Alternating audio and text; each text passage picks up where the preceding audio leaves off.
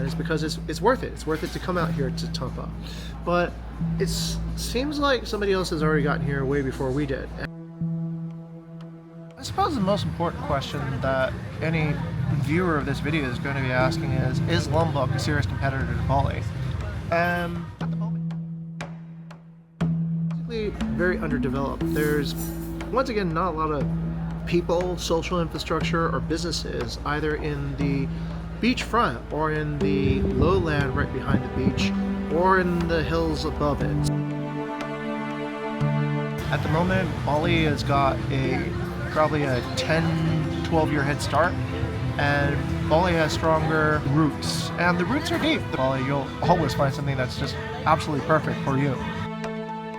And Bali still, as an island, can't learn from its own mistakes. You see the same type of problems repeated in neighborhood after neighborhood after neighborhood, even though they should be common knowledge right now.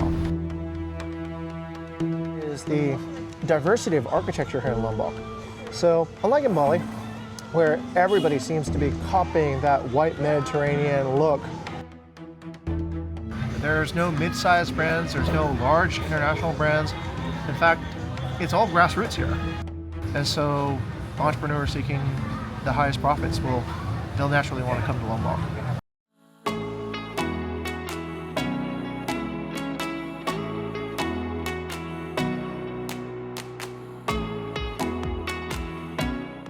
Because when I arrive to Lombok, I feel like freedom.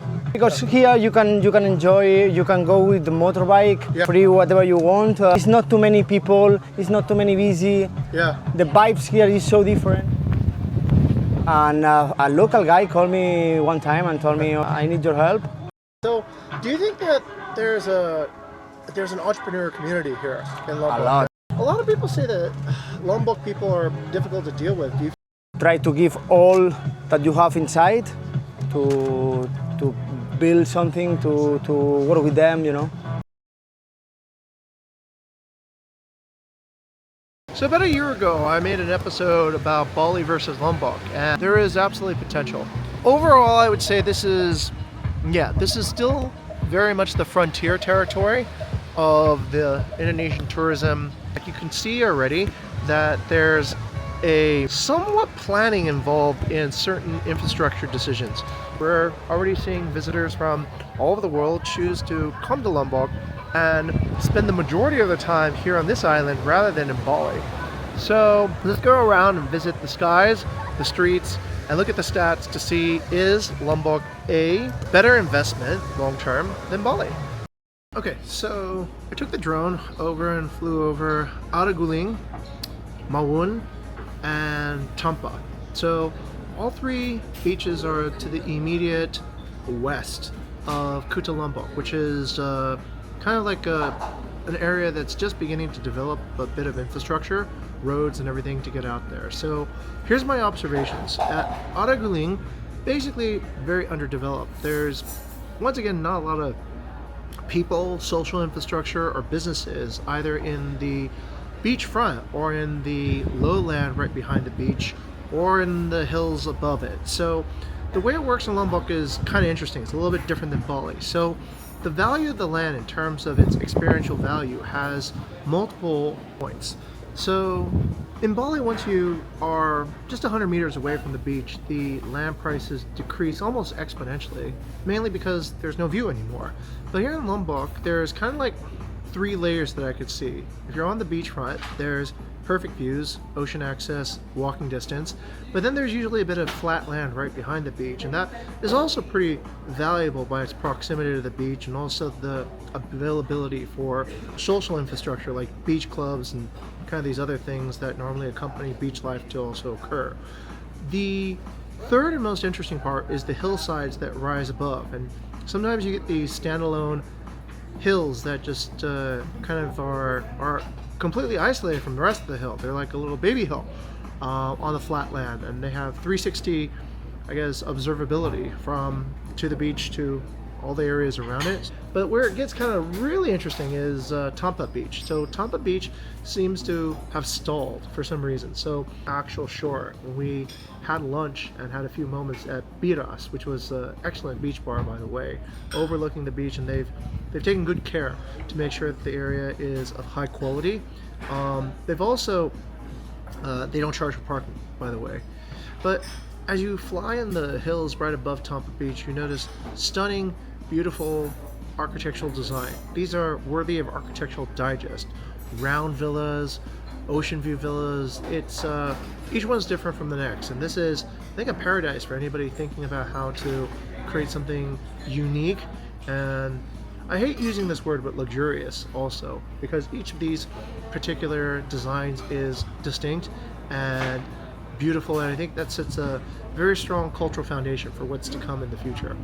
But aside from this sole beach club here, there's not much else happening in Tampah Hills or in Tampah Beach. But let's keep on going and find ourselves to Selong Belanak, which is kind of like the frontier area of this stretch of Western Lombok, and see what we find there.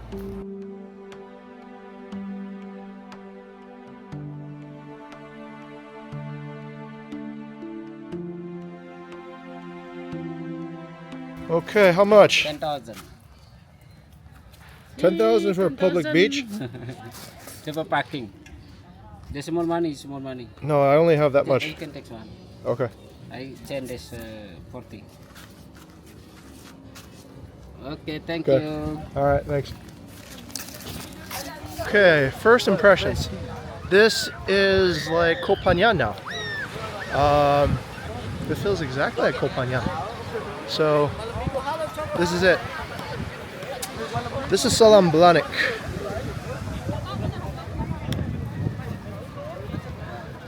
All right. Let's go take the drone up in the air and see what we can see. But yeah, the occupancy on this beach is excellent. Very, very good. So apparently word is out that this is a good beach. It is quite beautiful, I have to say. It's yeah, it reminds me of southern Thailand or something. Yeah. Very low rise for the moment, but let's see it from the air. And the sunset is amazing here in Selong Belanak. So what you could observe from looking around was a few things. It's still relatively underdeveloped, meaning that the beach is only partially utilized for tourism purposes with surfboard rentals and deck chairs, and there's still about big chunks of the beach that are still pristine and wild, so to speak. So that part remains a potential to see if the beach will grow to full capacity.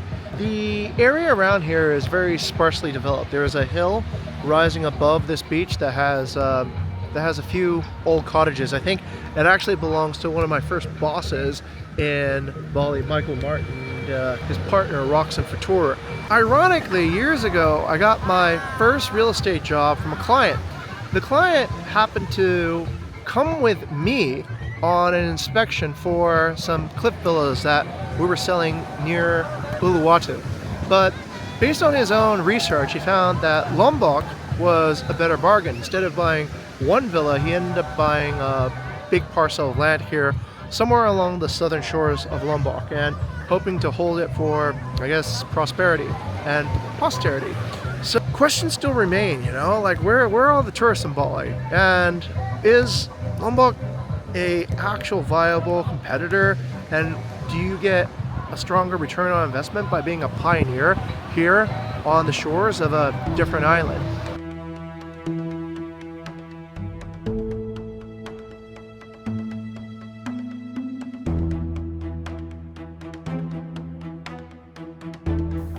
I've reached this hill that can overlook the east of Kuta Beach in Lombok. Still on the south coast, and this hill is a pretty good vantage point because it provides really good viewpoints across all these inner bays of Lombok.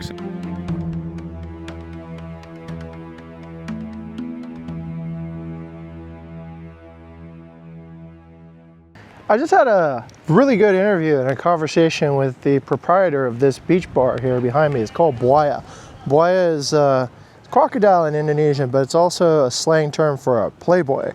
Yeah, this is entrepreneurship territory. So I saw the place here. I never been here before. And a local guy called me one time and told me, I need your help. And I come here because to Lombok, because my plan is go out from Spain, start making something different. I was trying to go out to Australia to make money, to work a lot. And when I stopped in Indonesia, I saw too many possibilities to invest here. Because when I arrived to Lombok, I feel like freedom.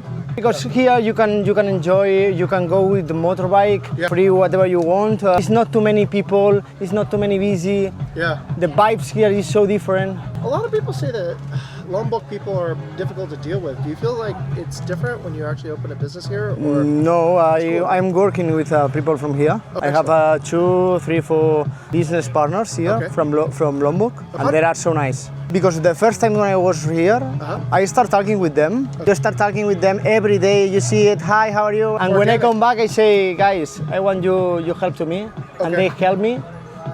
They never ask me for nothing. They only want to help me, and now they are working with me. Excellent. So, do you think that there's an entrepreneur community here in Lombok? A lot. Yeah? There are around 220 people living here. Because our plan is give to the kids an opportunity here and give the opportunity to Indonesia give to us. Excellent. And do you find that it's easy to start a business here, or is it like? It's difficult. It's not too easy. There's You need to have money the first thing, right? Then have the great contacts, and then try to give all that you have inside to build something, to work with them, you know. I feel good around you because you're the first beach bar in this entire beach. And the only one for the moment. Got it. And we make parties here, we make a cinema, we make some events so the people start knowing us. Got it.